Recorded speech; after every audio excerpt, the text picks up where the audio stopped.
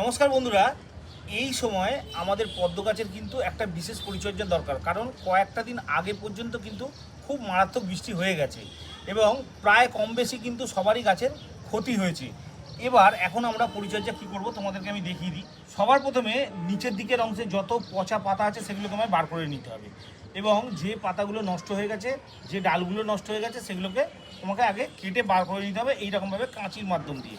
দেখো আমি এখানে বার করে নিয়েছি, দেখতে পাচ্ছ, ঠিক এইভাবে তোমাদের বার করে নিতে হবে। এরপর আমাদেরকে এর মধ্যে একটা সঠিক খাবার দিতে হবে।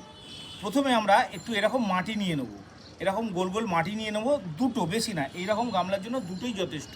দেখতে পাচ্ছ কত সুন্দর মাটিগুলো আমি গোল করে রেখেছি। এই মাটিগুলোকে আমরা যেরকম পিঠে তৈরি করি, ঠিক পিঠে তৈরি করার মতন একটু গর্ত করে নিতে হবে। দেখো এইভাবে একটু গর্ত করে নেবো, আমি দুটো গর্ত করে নেবো এর জন্য। এরপর আমরা ডিএপি নিয়ে নেব।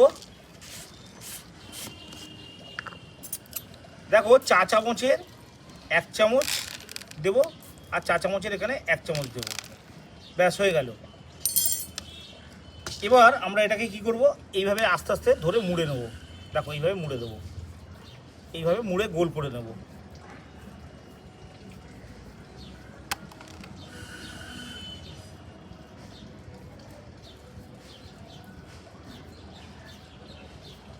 এরপর আমরা এই দুটো মাটির গোলাকে আস্তে আস্তে কী করবো, দুদিকে, টবের দুদিকে দিয়ে দেবো, জাস্ট এমনি ফেলে দেবো, দিয়ে আমরা একটু মাটির দিকে নিচে অবধি ঢুকিয়ে দেবো, ব্যাস আমাদের হয়ে গেল।